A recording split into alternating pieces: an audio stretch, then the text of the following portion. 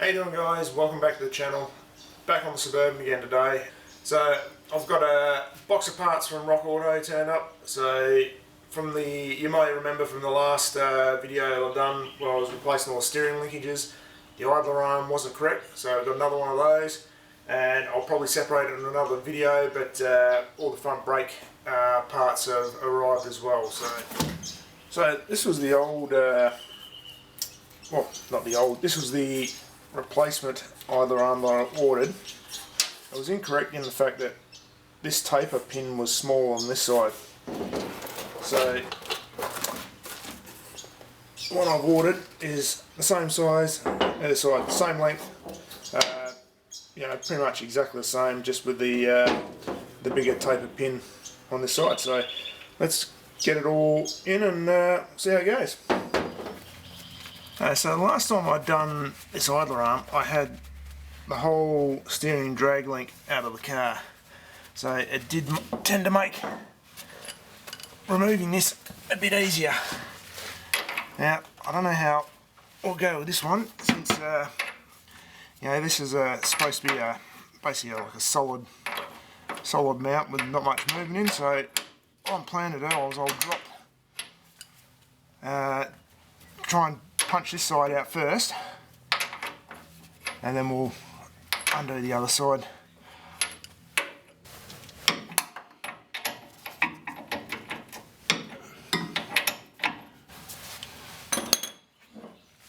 Open.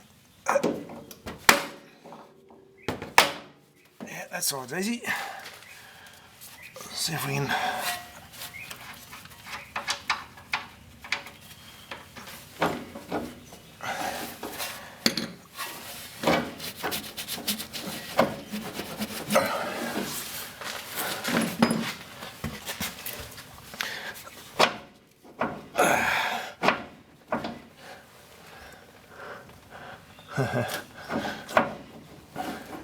I might have to pop that out just to make things a bit easier for ourselves.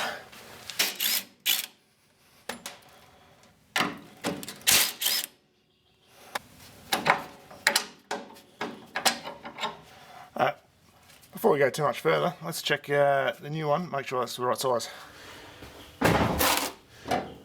So you recall from the last one, or the last time we did this, that pin's obviously way too big.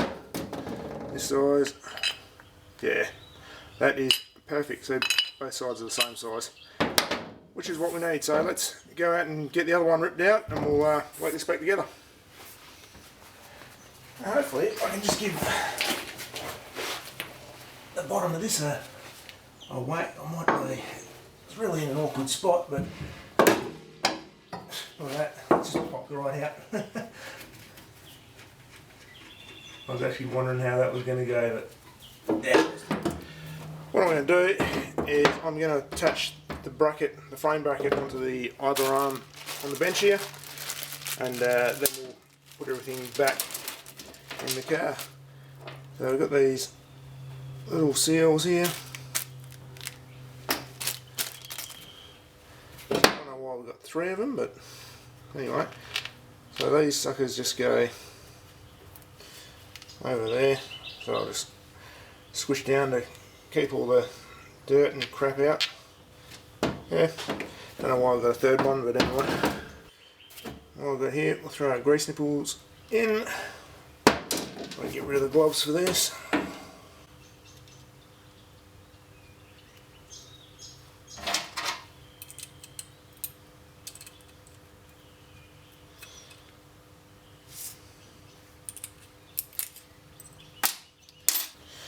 Yeah, I'll just put some of my grease nipples in. I already had here, so the one that's been supplied don't seem to be quite the correct thread. Just going to line this up this way.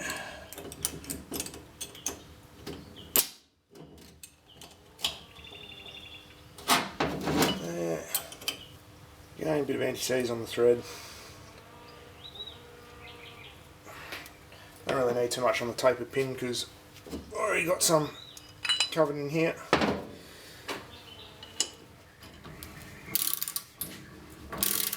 just torquing these down as per last time we did this, and I think last time I need to hold this frame bracket in the vise, so I'm a slow learner, aren't I?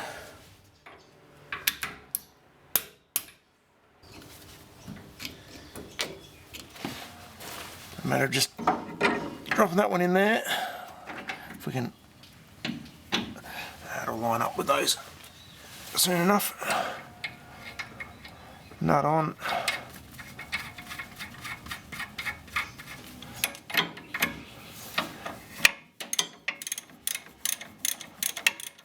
Just before I get two nuts on this, I'll just try and get that bracket to sit on.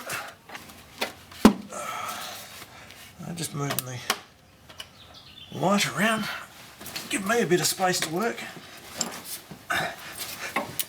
It's not the easiest sometimes with camera hanging around. Oh, there you go. There's 90, and we've got the split pin lined up, so we'll throw that in as well.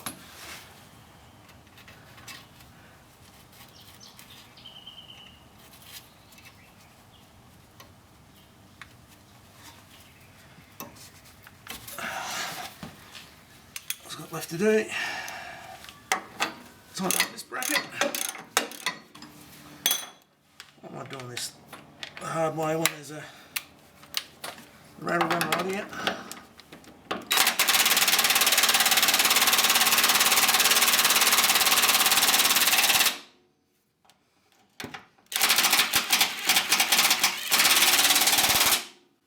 Alright, I'll just torque those up.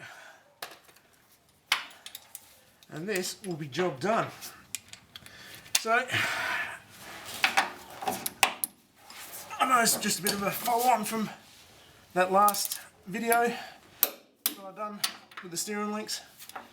But yeah, thanks for watching anyway. I'm going to move on to the brakes. So, for you playing at home, that'll come out next week. So, hang around. If you're interested, subscribe and you'll get to see that video next week. Until next time, guys, cheers.